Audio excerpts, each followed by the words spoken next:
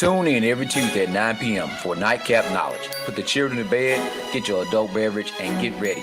Nightcap Knowledge is rated Black and Uncensored and hosted by longtime community organizer and entertainment professionals Mr. Mack and DJ George Chuck. Real talk, real issues, real solutions. Nightcap Knowledge on Facebook, IG, and Twitter. Tune in and share. Black with no chaser. Nightcap Knowledge, Tuesdays, 9 p.m. Central. Good evening, ladies and gentlemen. Good evening, good evening, good evening. We are back for another episode of what? It is Nightcap Knowledge. Right about now, we got to pay a few bills. We got to make sure that we recognize all of our supporters of Nightcap Knowledge. We got to recognize the Mississippi School of Health Services and Careers. Begin your career in healthcare today. Check out mshscschool.com. Once again, that's mshscschool.com. Nursing assistant, soft skills training, COVID-19, and community health worker. You got it. Mississippi School of Health Services. Need a wedding? You deserve the groove creator for your next wedding. Now booking 2022 dates and 2023 dates, georgechuck.com. Meals That Heal, Mississippi's first plant-based cafe, Monday through Saturday, 11 to 2:30 and 4:30 to 8 p.m., 612 North Fair Street, downtown Jackson, Mississippi. We got to give a shout out to our official water of Nightcap Knowledge because we got to hydrate. We know what we're going to do. It's Aspira Pure Water, available at Amazon.com. The EPS Institute, healing the entire you. Check them out at epsinstitute.org. The vision of the EPS Institute is to provide a healthy living environment where a holistic approach to patient care is fostered. I Kissed Clinical Medicine Goodbye by Dr. Terrelyn Cannon Knight. Check them out at publishyourgift.com. Get that book in your system. Something like a little nightcap knowledge. Ladies and gentlemen, we have Mr. Earl Sanders, Coach Earl Sanders, coming on the show tonight. Get ready for an action-packed recap of Tougaloo College Founders Week, the Alumni Weekend. We need you in the comments. Go ahead and share this right now. Share this live. Share this live. This is Nightcap Knowledge. We'll be starting soon.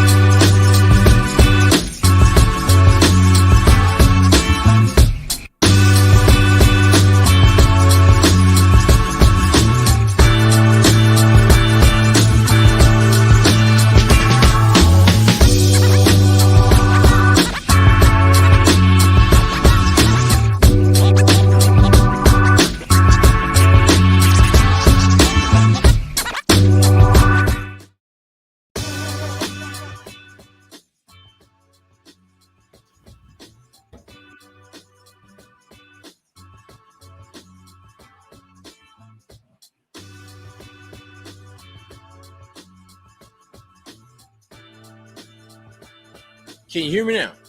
There you go. All right. Y'all look. I thought Hey, you man. was what was it? Jay and Silent Bob or Bob and Silent Jay?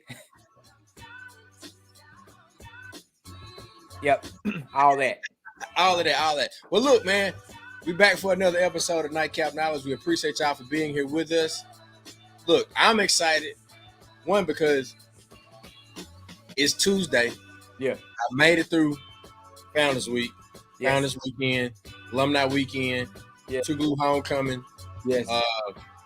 Fall coming, whatever. I don't know what we're going to call it, but we got to get it because it's folks, they already trying to prepare for February. And Already? all I'm gonna say is I'm just trying to drink my water. I'm trying to drink my water, man. I'm trying to make sure I stay hydrated and get ready for February, and then I'm gonna get ready for May. What about you, Mac? I feel like we need to start stretching. Start stretching already. I heard somebody talking about a alumni spring step show. Oh, hell no. Who talked about that? I ain't talking about that. It wasn't you, but I think I'm gonna watch. Look, it must be the alumni that just crossed or graduated in the past 5 to 10 years. I'm gonna watch. I'm gonna hold up a sign. I'm gonna be the sign holder. You know the skit. You know everybody got the skit. Just walk through with the sign. I did it. There you go. All right. Yeah. Go ahead and give them the disclaimer, Mac. Hey, man, want to let everybody know you are checking into Nightcap Knowledge. This show is rated black and uncensored. Real talk, real issues, real solutions. We want to let you know we are ready. We are ready for tonight. We had a great weekend, great fellowship, great events. I'm talking about the economic flex. The black dollars mattered. We saw it all that happened this weekend. It happened. Everything happened. When I'm talking about the revenue for Jackson State by itself, is quoted to be at $5 million for what Jackson State Homecoming brought in. Then next, they said Tougaloo Founders Week. Then thirdly, the fair. Come on. This is what we did, right? So you tell me we don't possess what we need to save ourselves? Hello. And this was, it was warm, rich, legitimate fellowship from Jackson State and Tougaloo, and some of it crossed over. People were happy to see each other. They supported whatever vendors were out there. They supported the local businesses. There was nowhere to stay. The Fundra manager, the manager of the hotel in Fundra said it was busted. There was nowhere to stay. Yeah. No rooms. He had nothing. No room at the end. So I talk about the importance of celebration for my mental health minute. There you go. And it was talking about the importance of, we found out as we recover from this weekend, even though people were tired, they were filled with joy because of the people they were able to see. And we understand the importance of human relationships and people that you met. It was just people that you knew that you might not even thought that y'all was that cool. They was like happy to see you. Yeah. You know, and we have been through a lot these last 2 years. We have lost a lot of people. Yeah. You never know. What the old folks say, you never know when that day is going to happen. And people were really happy to see each other and very supportive. It is important to celebrate people. It's important to celebrate yourself, your victories, your small victories, no matter how big they are. It's important to celebrate those things. And I'm so happy that a gentleman who has been the uncle to so many people at Tougaloo College was celebrated while he's in good health, sound mind, in good spirits. He was celebrated. And if folks did not know the value that Coach Earl Sanders play in Tougaloo and the role he plays in Tougaloo and Tougaloo alumni, they saw this weekend. They saw it. If they did not know before, they know now. Well, with that being said, Mac, let's go ahead and bring him in, and we're going to bring him in right. We're going to give him the music and the applause. Ladies and gentlemen, boys and girls, we got Hall of Famer, Uncle Coach Earl Sanders. You heard There you go. Yeah. Power to the people, baby. The power to the people. All power to all the people. Yeah, Coach Sanders, man. I mean, you did the thing this weekend. I don't think people understood, and I make sure that I make it a point to let folks know the tailgate that we see started with Coach Earl Sanders saying, "Let's do something like they do at Jackson State." And let me get a couple of old athletes, a couple of old folks that used to. That just start out put pitch a 10 and fire up a grill. Hey, go down third base line, right outside the fence. Yeah, and now look what you had. Look what you just had. Right, you had a real live tailgate 2 years in a row. I'm talking about not just folks showed up. It was and the scrimmage game. I was out there for BP. Yeah, and the scrimmage. Real life. Uncle Earl come up out there. Who was already out there? George Chuck. Goddamn it, I was out there. Hey, I was excited. I was looking just like this. I was excited. I was getting ready to go. I looked down there. I ain't see other tents. I saw some other Tougaloo alums pulling up. I saw one old school Noop out there. He already had his grill fired up. And then I saw who? Hey, one of my favorite people to see. Guess who pulled up on me? Juicy. That's your guy. Hey, dude, Juicy say, Chuck, let me get one of them t-shirts. Oh man, I had a good doggone time this week, man. Oh, look at who checking in, man. And old Terrell Kroon. Oh man, Miles Point, baby. We know how we roll at Miles Point. Look, we got Lou. Sweet Lou. Come on, Coast. Come on, Coast Busters. Yeah. They in here. Woo. Matter of fact, we don't let Coach them beat us. We need to figure out what we drinking. Hey, buddy. The band already playing over here. Yes, what you got there, sir? Yes, indeed. Hey, man, I went back to the old gentleman. Oh, don't leave me out. As my Uncle D say, count me in, don't count me out. There it is. You got to pull up. We got to pull up. That's how we get down. Hey, Sweet Lou put the tiger, the giraffe, everything. Hey, it's going down, man. It's going down. Hey, man. I saw nothing but laughter, man. I saw all those pictures, and it was good to see Coach Sanders being celebrated for all the work he do. He's one of those folks that he do so much that his title can't even describe it. You know, from what he do for students and just I've seen him give advice. I've seen him go into real uncle mode when that voice raises. It's like everything. What's security? What you mean? We ain't need no security. We got Sanders. Look, when the hands started moving, when he started looking down like this. So people don't understand. Coach Sanders, how tall are you? I think I'm about 6'3". I think I'm about 6'3" now. You know, when you get older, you have a tendency, you can't get any taller, so you start shrinking. So I think I might still be 6'3". And there it is. I think he looks 6'5", y'all. I'm just telling you, this is not a guy that folks argue with. Everybody enjoyed, and he made things happen. Whole activity going on. The only person there is Sanders. Look. Managing the whole campus. Yeah, okay. Hey, trying to wrap it up. Ain't nobody arguing. Let's go. Hey, this right here. Let's go. All right. I ain't looked at nobody. Yeah. Hey, y'all made it easy, man. Y'all made it easy. No, we had a whole chant war going on one time with the Q right in front of the cab in the middle of the daytime. All that shit broke up real fast. It's time for y'all to go to class. It's time. Hey, all right. I'm going that way. Look who in the comments. We got Whitney. Yeah. Oh man, we got Dr. Robinson in the house. Oh yeah. Robinson is in there. It's going down, man. It's going down.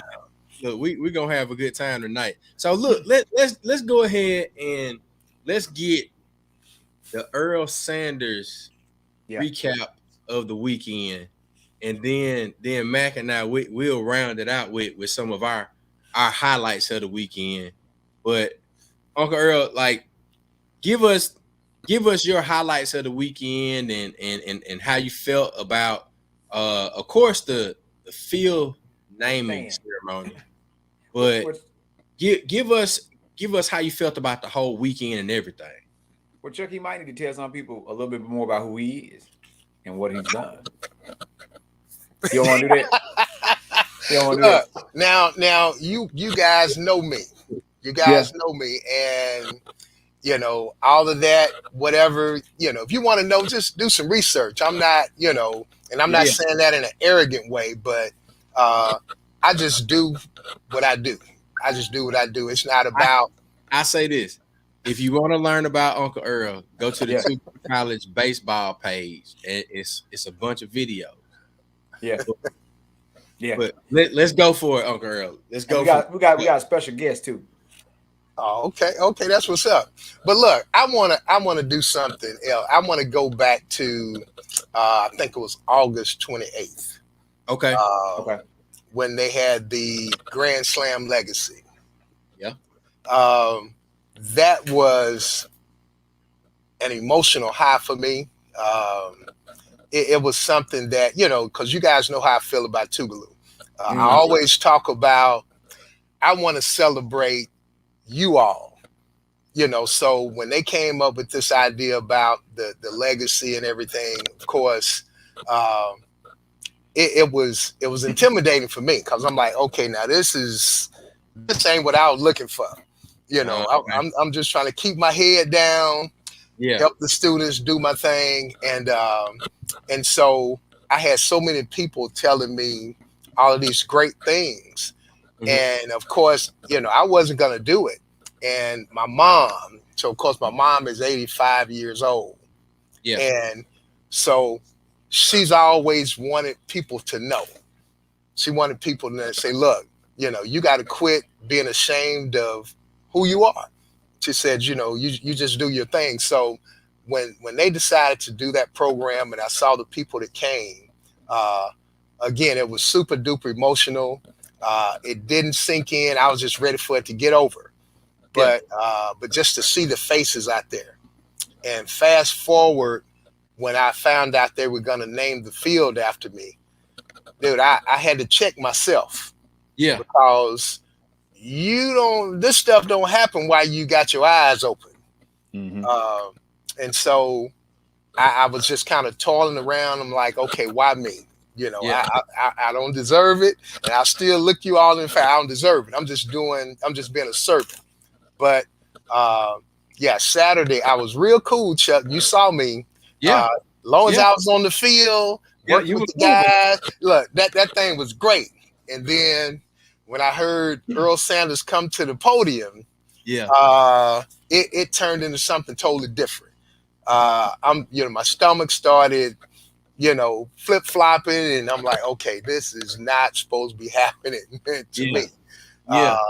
But all of the well wishers, the students was coming. They was like, look, Coach Sanders, look, you deserve this. We're glad. And I really could not still just understand.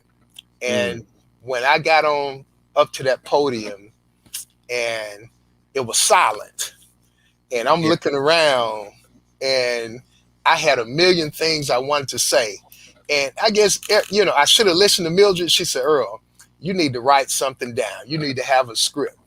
But, I'm coach. I'm like, okay, I'm just going to get up there and say, thank you, and sit down and say, hey, let's get this thing rolling.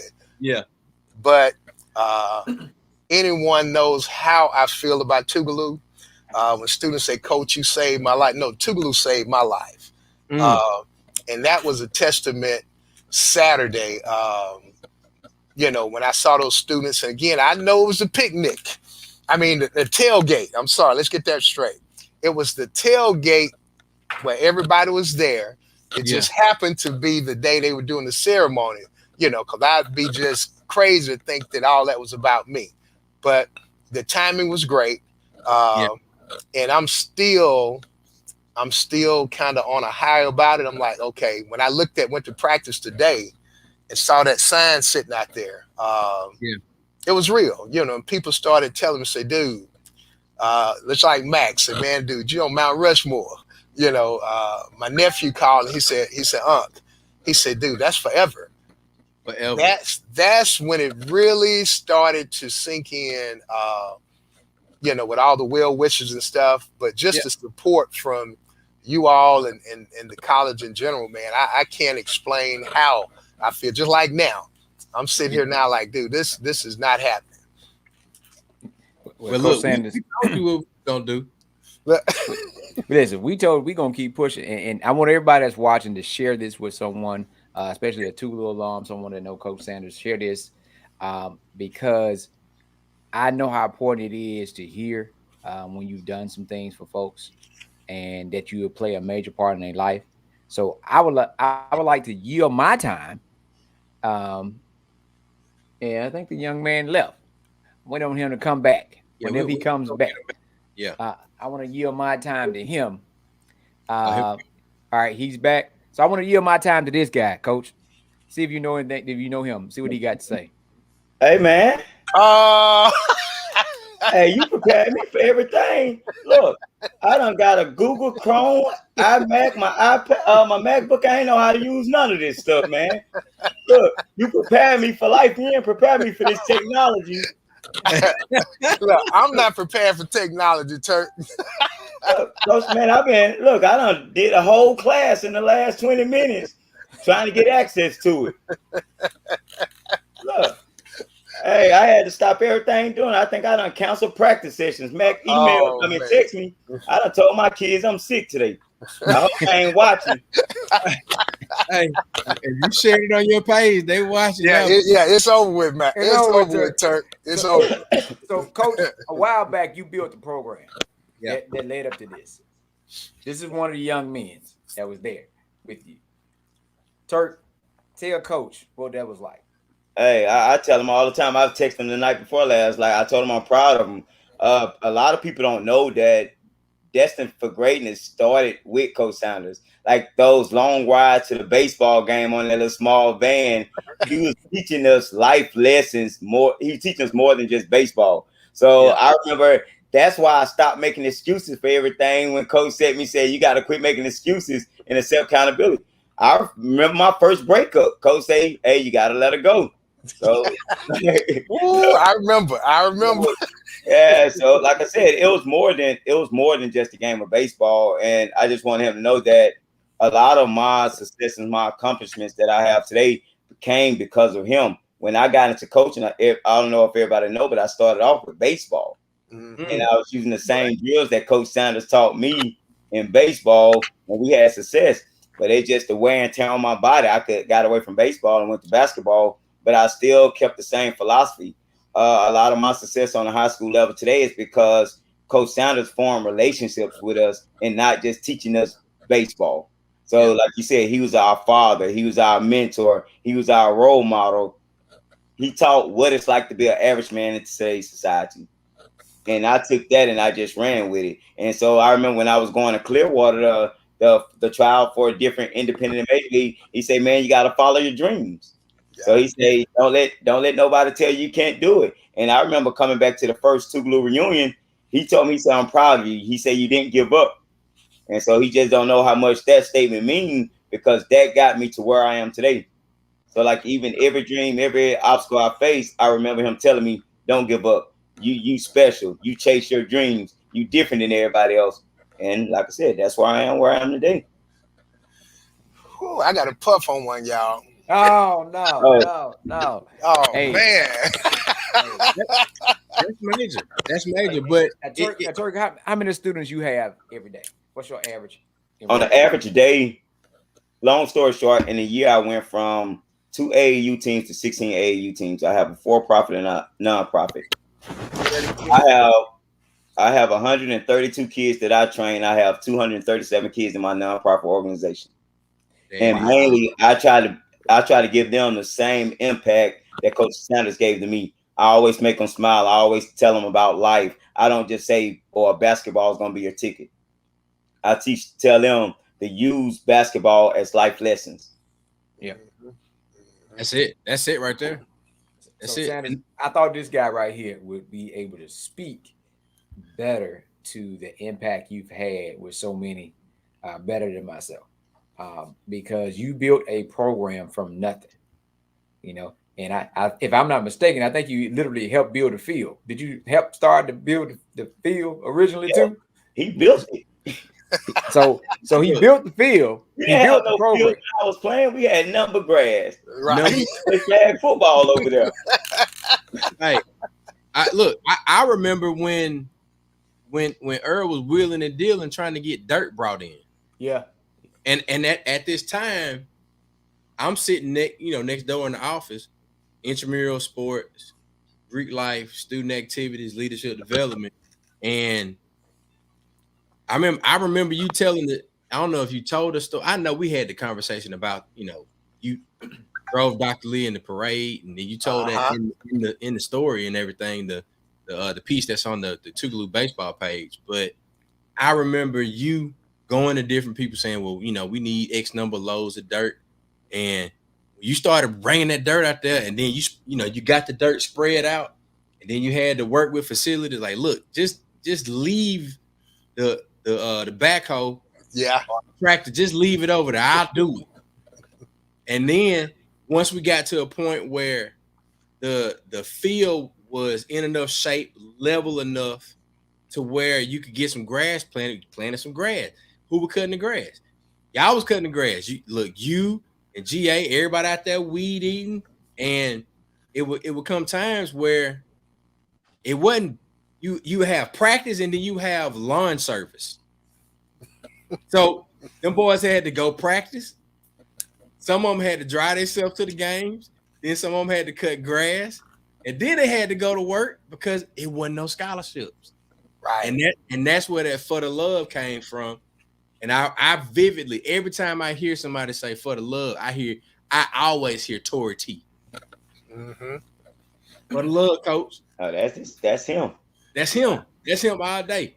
And you think about the Turks, you think about the Tories. Look, both of y'all are working with young people and coaching them in life through a particular sport, not necessarily even baseball, right? But in a sport, and I think it tells the story of true impact that goes beyond the ball field, and it tells the story of Earl Sanders. But it also goes even further. Like, how many Earl Sanders are there out there that never get the chance to be celebrated? I just want everybody to know, man, from when we played, this is the most important lesson that I learned from Coach Sanders, man, and the world should know it.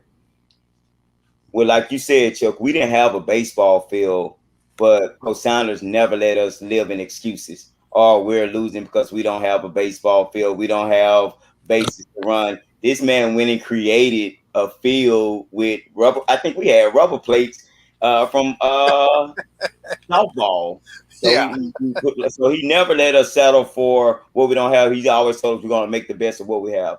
All our games was on the road, all of them. But he, at the same time, he never let us settle, say, okay, it's okay to lose. We don't have it. Once we get everything else, we're going to build it. So even if I don't have, like in today, if I don't have the tools I need, I don't let my kids settle for, oh, you're too young. I got a 5'7", 5'8" kid not right now playing D1 at American University. So people saying he's too small to play D1. So I never let him settle with that mindset. If you want to be great, you want to be great.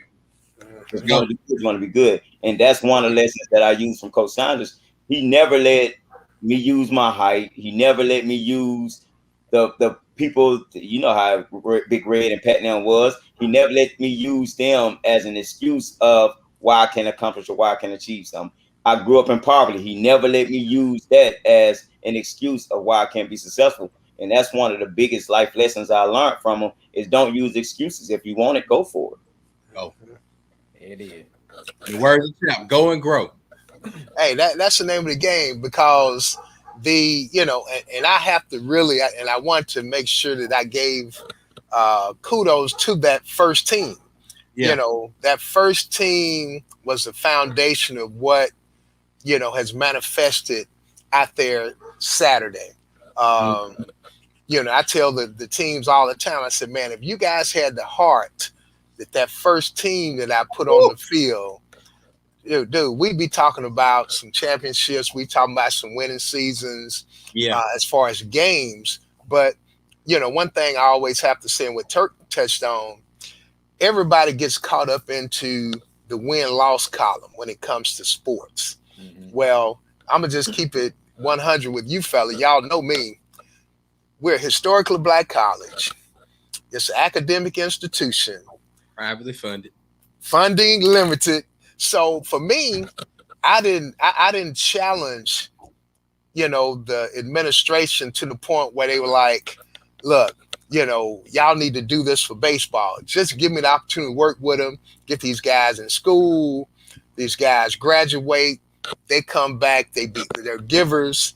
And that's still a philosophy now. But I think, too many of our HBCUs get sucked into ESPN and the glitz and glamour when you got historical black colleges that are turning their backs on kids that look like the three of you all on this call right now. So that's my vision. I'm sticking to it. As long as we're educating young black men, that to me that's 200 victories at Tougaloo. Speaking of that, man, you talked about graduation, and I really would like, I would like for Reverend Carter, Mr. Pilcher, to pull the numbers. You talk about graduation, and I looked at a bunch of guys. I was like, oh yeah, he played, and this is me over there in my little tent, right? So like, he played baseball. Oh, that guy right there, he working at such and such state university, and oh yeah, he played ball too. And I'm just looking at all these guys, and I know that they've graduated. And I'm just sitting back. I'm like, man, I really do believe that Earl Sanders has one of the highest graduation rates in terms of sports programs. I would say definitely in the Gulf Coast Athletic Conference. Look. Hey, this dude, my first semester, I had a 2.8 GPA. What do you say, Turk? So Sanders pulled me to the side in his office. Turk, man, you tripping. And believe me not, every semester after that, I always had over 3.2.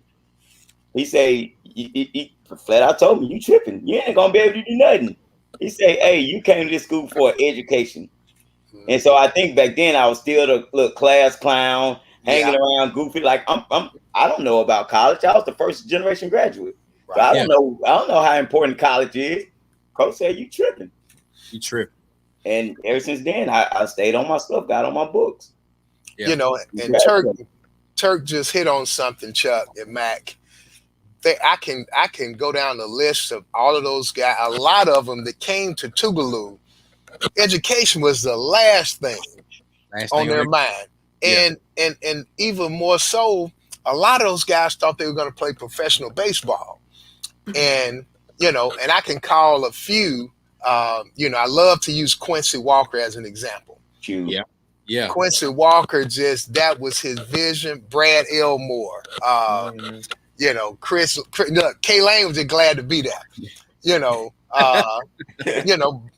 but see, Chris, again, for me, when I saw those guys, I saw me. And y'all know my story, dude. It took me 23 years to get a college degree. So I was not going to let those guys travel that path that I traveled. Mm-hmm. When all they need to do is, dude, you here. Go ahead and get it while you're here. Right. And you get out. Once you get out, you do what you want to do. But yeah, Turk is exactly right, man. Education has always been the reason why I started that program in the first place. It had absolutely nothing to do with trying to win a championship. I say that, I want to win just like the next coach, but I refuse to sacrifice, my ethics and morals just to say I won a championship at Tougaloo when I'm saving, I'm giving these brothers opportunity to get a degree from the Tougaloo College. Yeah. The Eagle Queen. The Eagle Queen. Yeah. Yeah. Man, look. Like that type of vision was I guess God blessed you with that because of your life experience. Mm-hmm. And you talk about your journey and you being able to see yourself as some of the guys that just so happen to be at Tougaloo with that, like you said, the first team. Yeah. But then I think as you continue and some of the guys that you were able to recruit, the vision, like, did it become more clear like year 2, year 3, or like at what point did you really understand like, all right, I'm about graduation and creating men that are going to mentor the next generation of young baseball players? Because all of them coaching, right? Like the majority of your guys are coaching. Quite a few of them are coaching. Yeah.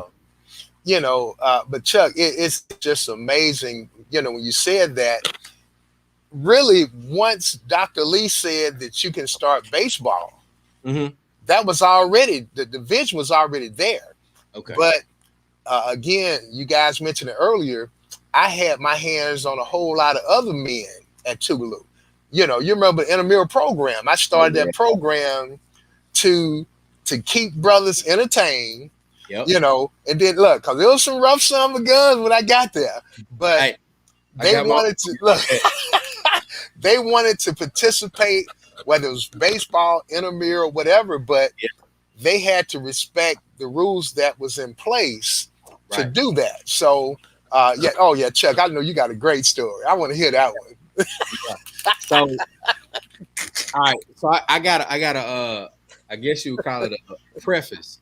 So initially, my work study assignment was in the dormitory, and me coming from Mobile, Alabama, and Mac, you know this, I will go to sleep on anybody.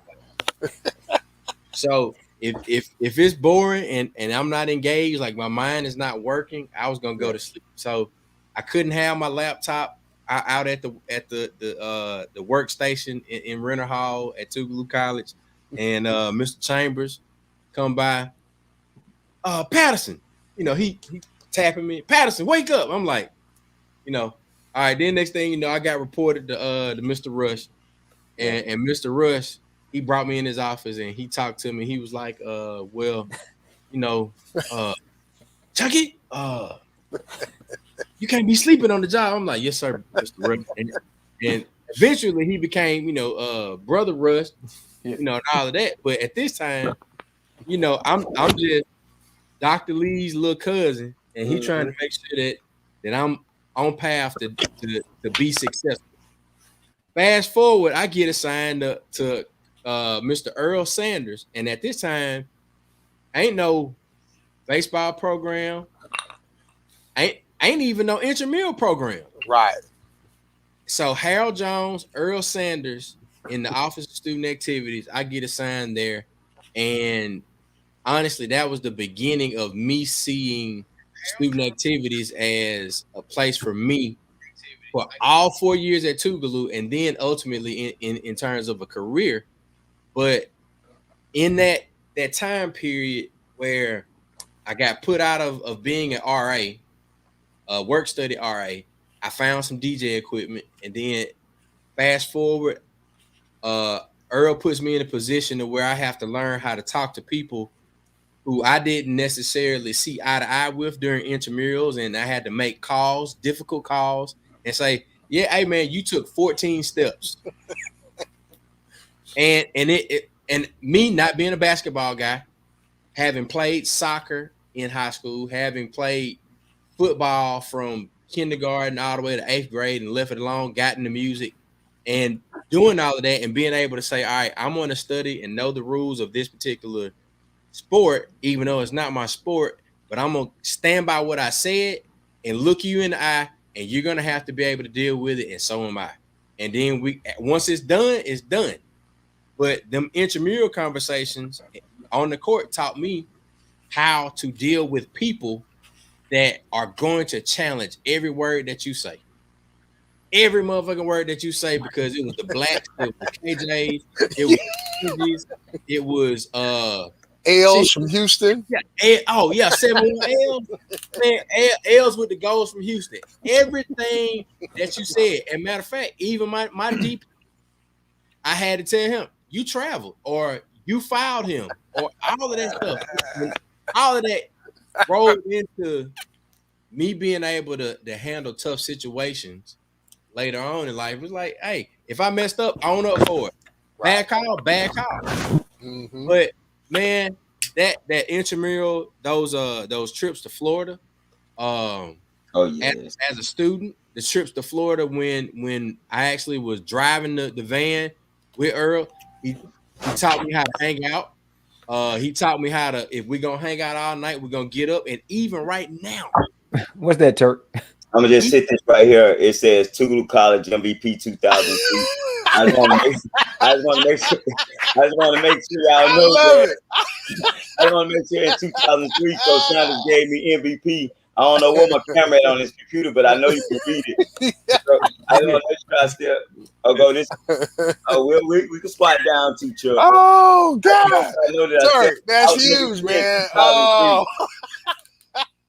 Oh, and can't nobody take this away from me because they know I still got it. Oh yeah, I see you. That was that same year. Yeah, we won it all that year too. Hold up, Turk. Hold up. What team you was on? I don't remember the name, but I know I led in. I was tied in interceptions and I led in touchdown. I'm gonna put this right here so everybody can. So we can see that since we talking about. Oh man, dude. Hey. That flag football, them trips to Pensacola. Oh yeah, we got stopped that year though. Coach, who wasn't that? Who we played? Rice. We played Rice that year in the trip. Y'all had Rice, Florida State, LSU. And they did all those trick plays. Hey, we went down there. Got the time together. Hey, we went down there. Them boys, they like this. Hit a ball. Next thing you know, the ball was gone. Oh yeah. Hey, they took it serious too. We were just playing just because we knew how to play. Yeah, they had all type of plays. We were playing for exercise. Oh yeah, they had all type of plays. The next year, we was prepared. Yeah. So, hey, everybody had defense. Everybody had offense. You knew your position. You knew what the play was going to be. Hey, life lessons.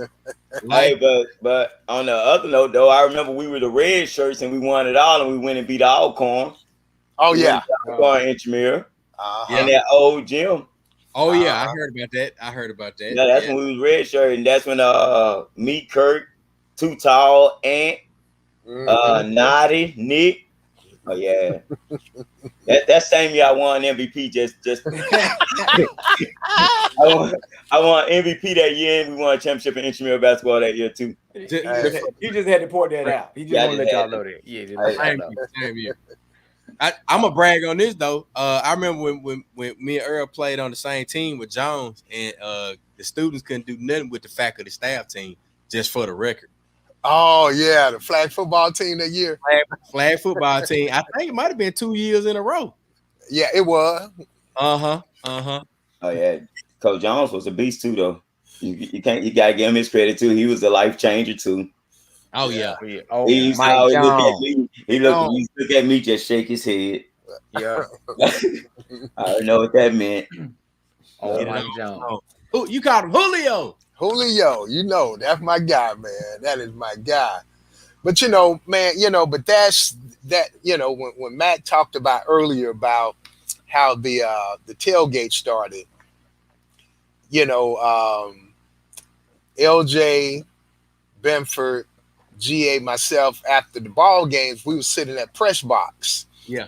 And we were just talking about, how just to enhance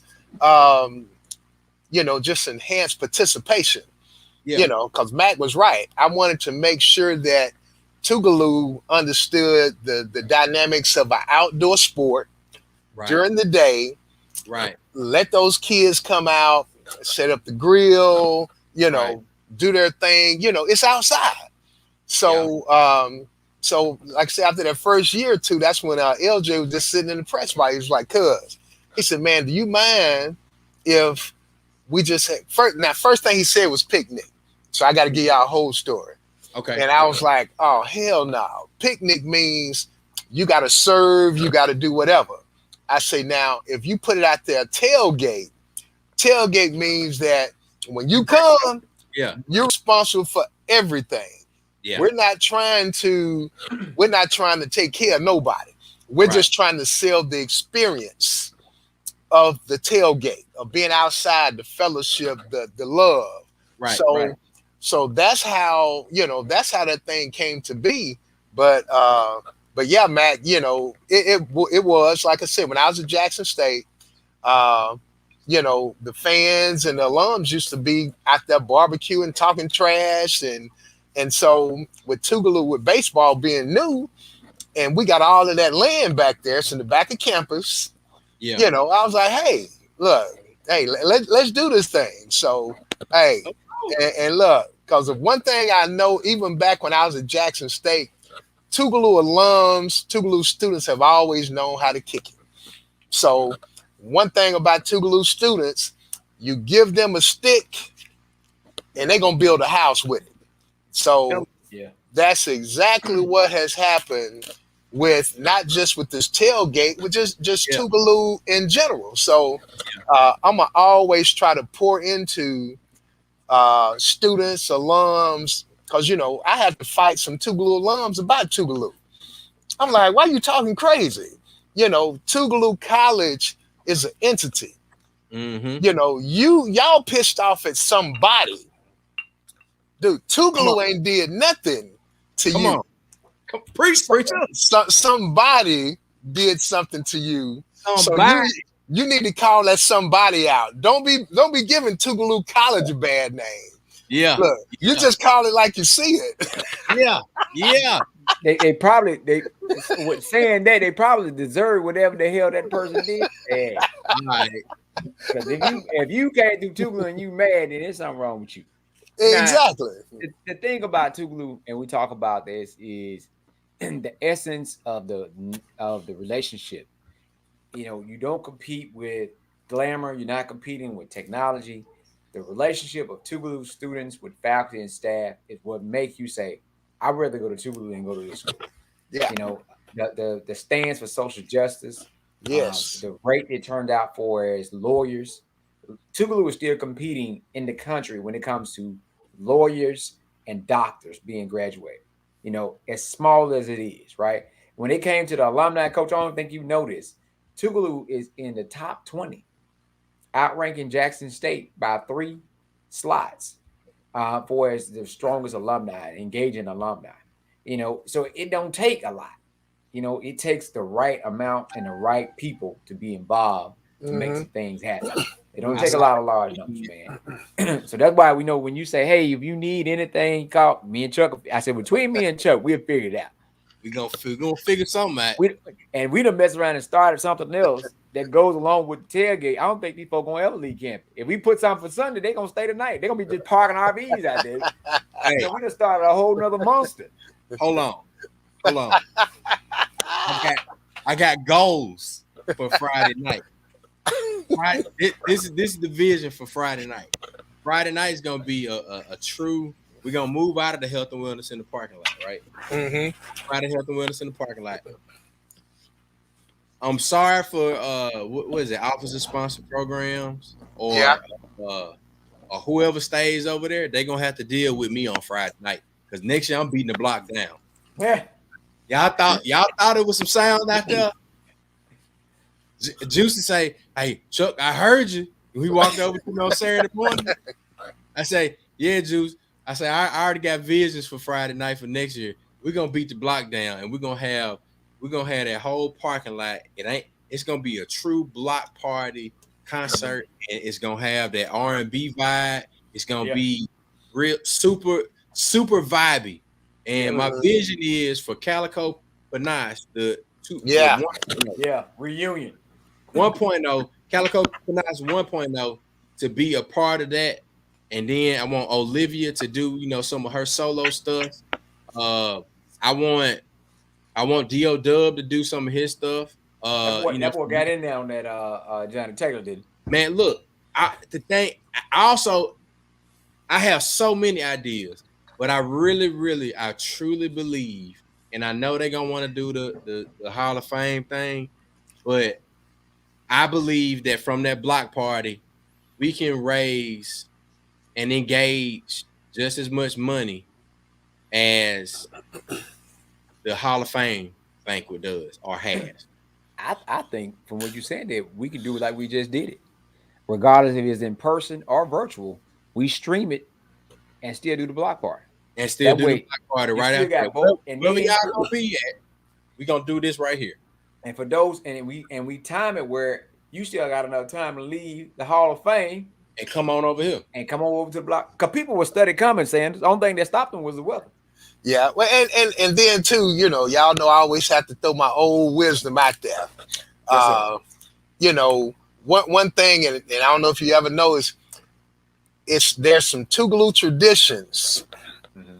There's some Tougaloo traditions that, you know, you want to be real careful how you tinker with the motor, you know, because what happens is as we get older, and what happens is when you start washing away some of the things that you know, you got your older alums and constituents that's what they look forward to. You want to make sure that you all can be in sync, a puzzle, you know, because I like the groove too. And so that's just something now that discussion can start now. Yeah, exactly. You know, Exactly. and also, and when you talk about raising dollars and whatever, you know, yeah. So, because I even think about back when, you know, prior to that Friday night, it used to be the President's Picnic on Warren Hall's lawn. You know, we had the Manhattans, we had Bobby Bland, Bland. Dude, we can go down the food chain. Yeah, you I know? think that's the first time I met Henry Rose. Yeah, I was still a student then. exactly. More money band. So that was that Friday. That was the President's Picnic right there on the lawn. You know, so Chuck, you guys, I'm gonna use one of Rush's terminologies. You on the right, you got the right string, the wrong yo-yo, or something. You know, Rush always got them old, you know. Yeah. So You got the right string with the wrong yo-yo. But make sure, Chuck, Matt, that you guys, you know, start that conversation early, because you want that marriage. You know, you don't want it to seem like there's competing, because you know, and I think with the Hall of Fame, it was always a success, but it was just one of those where when COVID hit, it went virtual. And so now, you know, because one thing that's really gonna work, I think, again, you still got engaged, in which we're talking about silver class, golden class alums. Right. So now you all, the young alum, if we can all make that thing mesh together, I think you're talking about a beautiful, you know, you're talking about a beautiful celebration next year. So, and then too, y'all know, you know, you can't push old folks too fast, you know. So we gotta kind of walk it down, because see, I'm in that category, but you know, I've been transitioning, so you know, I can let y'all push me a little bit, but you know, I done been around the Tougaloo alums. Yeah. You know me. Hold on. Let me show you me. Yeah. I'm finna push all the buttons. Nobody want to come to that stuffy stuff. I'm gonna say, like, look, like, off camera, I'm cussing everybody out. Yeah, right. Chuck about to fuck up the church's money. But yeah, man, but that's a great idea. And again, this is where the process starts right now. Yeah. It starts right now. And you just start putting the pieces together. Yeah. I think we hit it. We hit on that right path. And like you say, that's why you got guidance. You seek wisdom, you seek counsel. And see, the whole reason you on this show, Coach, is you doing it now. You giving it like, yeah, y'all on the right path. This is what you need to do. You coaching, you know what I'm saying? You These your are the skill same set. type of conversations that we were having. Like, Yeah. if I called him, or if Mac dropped by or whatever, the same type of conversation. No. I want to speak on the reunion homecoming part. Y'all know we also have one of the largest not nonprofit non-Greek G Squad. So we use homecoming as a way, even before Big Red passed, we use homecoming as a way to all of us to get together and just have fun, enjoy each other. And after Big Red passed, we actually started saying before COVID hit, everybody wanted to go to homecoming. So we don't go plan trips like everybody else do. We use homecoming. And so like right Monday, I start getting text messages. What we doing next year for homecoming? When is the date? We got to do this and we got to do that. So this the day after homecoming just ended. They planning for next year. So like homecoming means so much to us at G Squad, especially like in honor of Big Red, is that it gives us the opportunity to fellowship with our teammates or with each other. Because honestly, that was my first getaway in probably about 8-9 months. Hey. Oh, Janae said, don't count the G flow out. Don't count out the G flow. Oh, Janae's supposed to be at work. All right, church. And she working the night shift. Love you, Nene. Here you come. He asked for it. Here you come. Deuce is wild. Hey, but look, Chuck, I gotta ask a question because I saw something today. So you're an official licensed vendor for, dude. Congratulations, man! Because that, at the end of the day, too, y'all, the college needs some cheese. But what I want to educate you all on and everybody else, because I know a lot of alums don't like to give to the college because they feel like they don't know where the cheese is going, whatever. What you all need to do in your own entities is find out if there's a need somewhere. Yeah. And then say, okay, look, well, we're going to raise this kind of money for this. And you can streamline it. Matter of fact, and I'm going to tell you the way it works, especially for me. And that's what I'm having to do with the givers for me. I'll go ahead and get a quote from someone. And then I'll say, hey, just hypothetically, hey, Turk, look, this is where I can get such and such. If you write the check to the college, earmark baseball, I've already got a quote for this merchandise. So instead of when the money comes in and it sits, I've already got a quote. It's already allocated. So, so there's many ways to do that. So we just don't want to deter because, everybody's hard-earned dollars. You definitely want to know where that cheese is going. So, but Chuck, congratulations on that, man. And we just need to be educated on how that even works, man.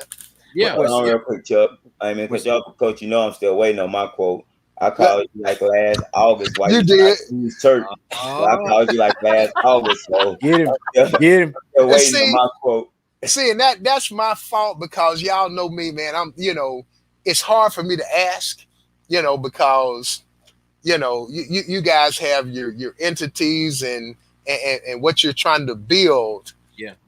So that's why I said, sometimes, and a partner of mine told me, "Sir, Earl, you got too much pride." I'm like, you can call it what you want. But you got to realize something though. Honestly, calling a spade, there is no fully developed Turk without Coach Sanders. See what I'm saying? I still wouldn't be here if it wasn't the impact that you made in my life. I'd still be somewhere running around, calling spade, chasing women and doing crazy things. So it wouldn't. You slowed me down. You taught me that education is more important than girls. You taught me the college life, so it wouldn't be no destined for greatness without you. So if you didn't impact my life or change my life, I wouldn't be here today. Well, I wouldn't say I wouldn't be here, but I don't think I'd be in the situation that I am today. I wouldn't be as successful as I am, put it like that. So, and that's when I called you and say, "Hey, Coach, I want to make this contribution to you for baseball because baseball was one of the factors that changed and impacted my life." Yeah. Janae got our crying faces. Listen, Sanders, it's funny that you said that because I just talked about us doing our fundraiser and earmarking it for student activities in those resources. And we just had that conversation today about doing more events. I had just talked to Dr. Daniels about us coming back to do an event like we did for the students, for the staff and faculty to appreciate them. Right. Get food truck up there, do some. Oh yeah. We just talked. I just talked to her about that today, and we told her we're going to do it before the end of the year. So it's going to be sometime in November. Okay. But of doing activities to raise money for student activities, and now we can just add baseball into it, right? So we have already working on that, Coach. When you said that, I'm like, man, he reading our mind. That was our plan, was to raise money to just for the record. Just for the record. I did another $600 donation today based off of what I sold this weekend. So, you know, Uncle Earl, you asked me like, how does it work? What I did when the college got the new logo, I reached out to I think Dr. Daniels, and she said that Whitney is the person to communicate with, you know, about that particular licensing. So I reached out to Dr. Whitney McDowell Robinson, and I initially was going. They said it was the college licensing company, but from my conversations with another one of your baseball players, Shane Odom, I already knew that Learfield had a bunch of little small companies that services these different types of colleges. Yeah. So the CLC services Jackson State, Alcorn, you know, SWAC schools, and those schools, you know, that are just like SWAC schools. There's another company that I can't even think of the name of it, but I got it saved in my tabs. I think it's Brand Manager 360. Those are the folks that service the Tougaloo type of colleges and sports programs. So what I did, I made sure that I stayed in contact with Whitney because one, I know what it's like to work in student affairs, then have to do something else, and then have to do something else, and then have to do something else. Right. So she got 14 different hats. And Whitney said, well, look, I'm gonna email the lady that we've been communicating with because they already said that they saw you selling stuff. And I said, did you make sure that you also told them that you saw me giving stuff too? Like, and consistently, what I've always done is been very upfront. There was no licensing program, so I said this is my way as an entrepreneur to give back to Tougaloo. And every year, I give my little $20 a month because I don't make a whole lot of money, but you know, God is already changing that. Now, off of all of my sales, a percentage of all my sales for Tougaloo stuff is going to Tougaloo. And my sales from this weekend have already shown me that I'm focusing on Tougaloo first, and then I'll grow and do other stuff. But my market, you look, Matt got on a dope ass jersey. I got on a fresh ass hat. You know, all of the stuff that I've stopped. Look at Turk. You want one, Turk? Y'all didn't tell me where Tougaloo. I still got my Tougaloo baseball jersey. Don't tell Coach Sanders though. I got jersey this weekend. I saw at least 3. Look, they ain't talking about, you know, they auction out our first uniform. I said, I still got mine. But they auction mine. I still got the white one and the red one. You want one of these, Turk? Yeah, you know, I always represent Tougaloo. I try to give, but like I said, I call Coach Sanders and I call Coach Billups. Coach Billups was somebody else who impacted my life. He gave my first coaching job. But like I said, if it's anything I can do to help Tougaloo grow, I tell my kids all the time. I went to Tougaloo. Tougaloo actually impacted my life. First, like I said, first generation graduate. I learned the value of education and I learned the value of life. All at Tougaloo. The streets wasn't going to teach me that. Streets is just going to teach me supply and demand. And everybody know what all that means, but hey, man, that's supply and demand because Tougaloo supplied. Well, I supplied and Tougaloo demand. But when we say supply and demand in the neighborhood, it ain't the same. We know what it is, Turk. Tougaloo gonna teach you. Hey, buddy, I put all of the economics that Dr. Kamal taught me into motion. I put my graphic design skills that my computer science degree did not teach me. And all of that stuff that I kind of honed in student activities. Yeah. Like, I started it in 2004 in grad school, and we started to perfect it. And this is what I also got to do. I got to shout out Yard Boy. Mm-hmm. Got to shout out Yard Boy, because Matt, me, Silas, D, Shane, rest in other peace, Shane. Big Blake, Shane number 1, Shane Gomes. Like that, it wasn't just Yard Boy. Like that was student activities. Yeah. That was student activity.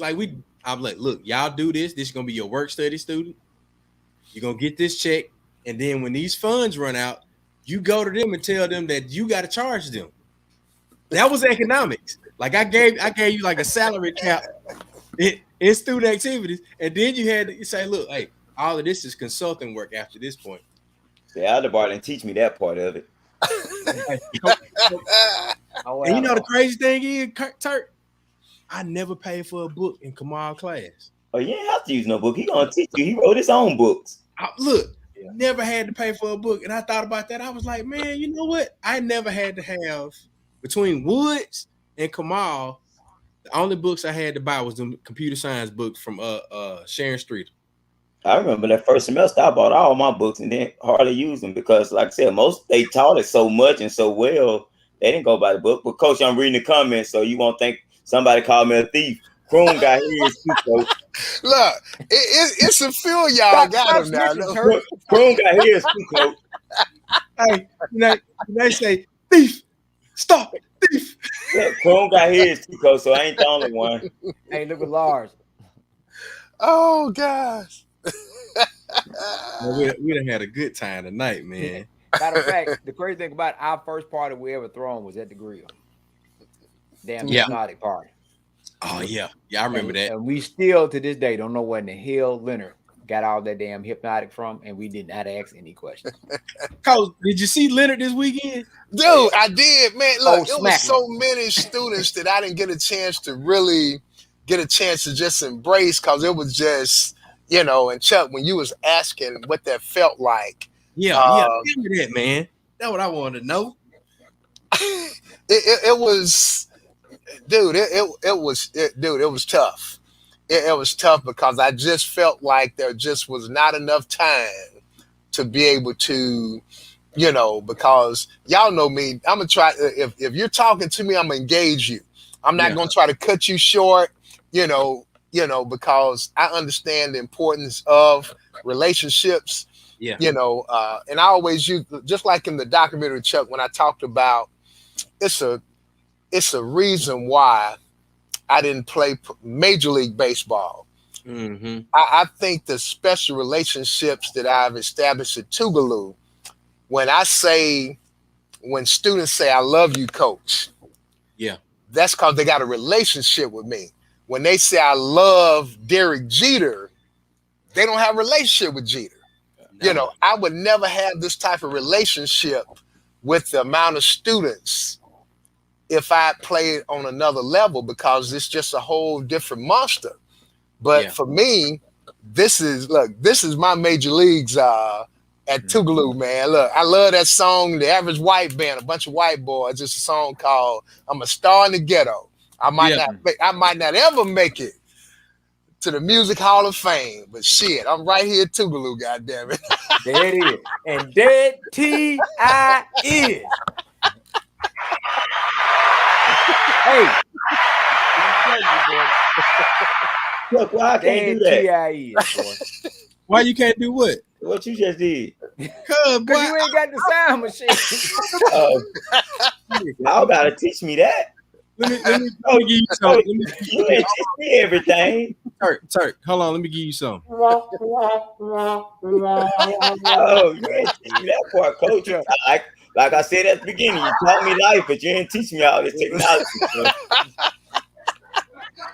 Hey, man, listen, we at them. It's 10:09. We rounding out. Let's start off. Turk. Yes, sir. A little bit. Tell people about what you got going on, where they can find you at, and then give a closing remark to Coach Sanders.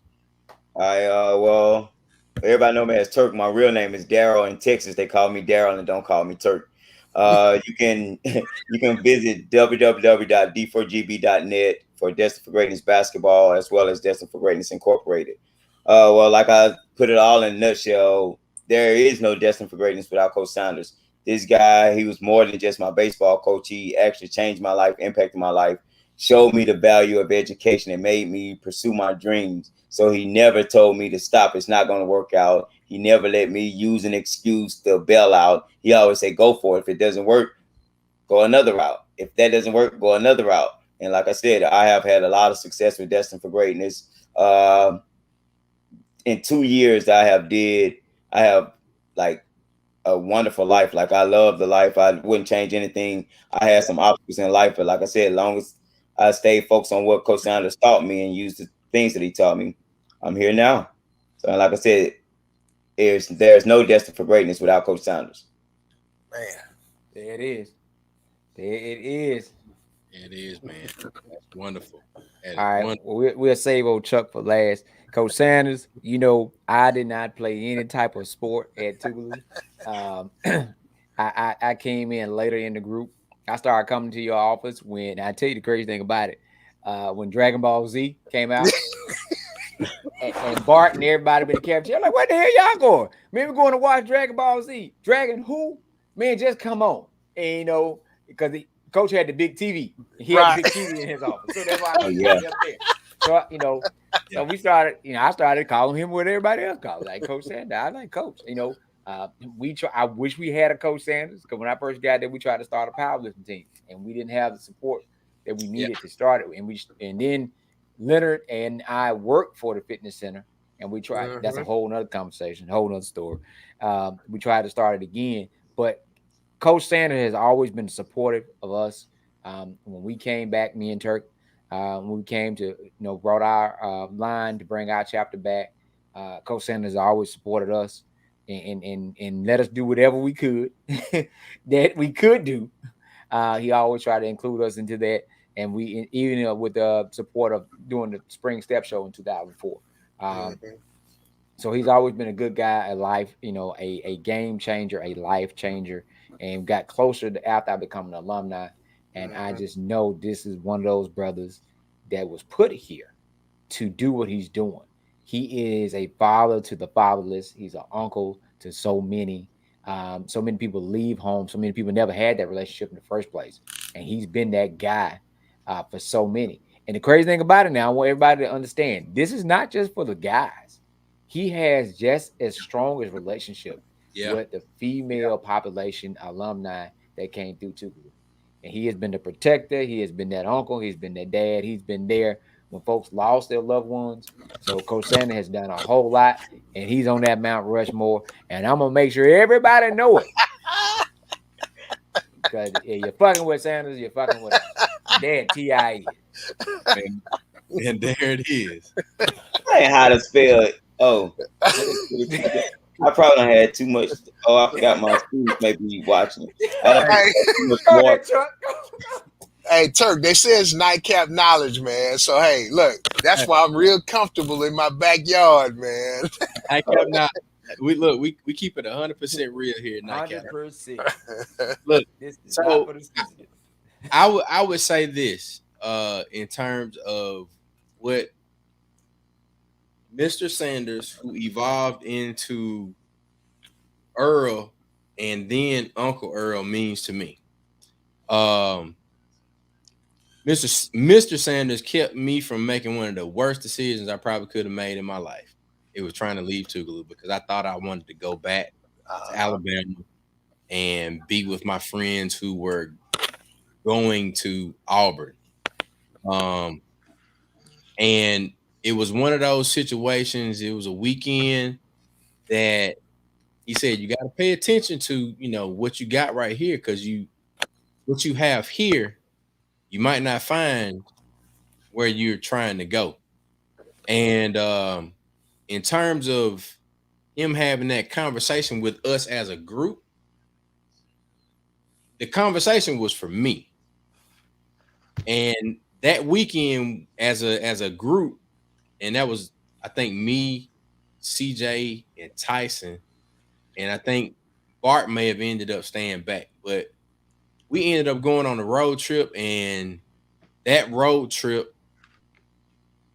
ended up being like that bonding moment that showed me that Tougaloo at that time was the place for me. And then like fast forward to the resurgence of the baseball program, and then Earl saying, Chuck, we need a logo. And this is what we're gonna use, and then we need a flag. And this is the type of stuff that we need. And then you should think about like people asking you to do things that you've never done before, but they know or they can see the talent that you have, and all they needed to do was just say, hey, I need you to do this, or this is what we need. And you gave me a love for baseball that I never had because I didn't grow up around it. And now, full circle, my oldest son and my youngest son both love baseball. Jackson is playing soccer. I've coached both of their soccer teams. Now my oldest son, he's playing catcher, and he's loving it. And like he's doing all of the drills. He's excited about baseball. When he gets home from baseball, then he goes out and gets the net. And I can just see like all of the things that I saw all those guys doing this weekend. I see him doing it at the house, on the side of the house. And I just look at this lineage where a person that was not a baseball person, but I was just adjacent. So all of that started with Uncle Earl saying, you might have everything that you need right here. And if you go over there and chase it, you may not find what you're looking for. So I think that's one of those life lessons that Turk was talking about in terms of you teach life lessons not only through sports, but through your relationships that you build with your student leaders, with the relationships that you build, honestly, on the sidewalk with some students that were never student leaders, that were never student athletes, that were just the average student that felt comfortable enough to talk to Mr. Sanders, or because they heard ball players call you Coach Sanders, and you build that space. And I know at Black Widow Chaser, we always talk about building space, but you're one of those people that build safe spaces for Tougaloo students to be able to have somebody to talk to. So whatever that we need to do to make sure that we keep you in place, we're gonna do it. And anybody that does anything to thwart or sabotage or derail that type of thing. Now, when Uncle Earl ready to go, he gonna go, because I know he know how to go home. Exactly. But until then, ladies and gentlemen, the band gonna play. The band gonna play, and we're gonna get to where the money resides. There it is. Coach Sanders. Where your cheers at, Chuck? Hey, I'm looking at my keyboard like I can make that happen. Chuck, put your bottom down. Oh, mine gone. I done had two for the price of one. Oh, shit. What is this? What is he drinking? I was like, Quavo, baby, I'm from Texas now. oh, look. He gonna be drunk. I'm a Texan. I'm not a Mississippian no more. Oh, okay. We'll see y'all here next week. Janae, come get your deuce, Janae. Nightcap Knowledge. All right, love y'all, man. Appreciate it. Oh.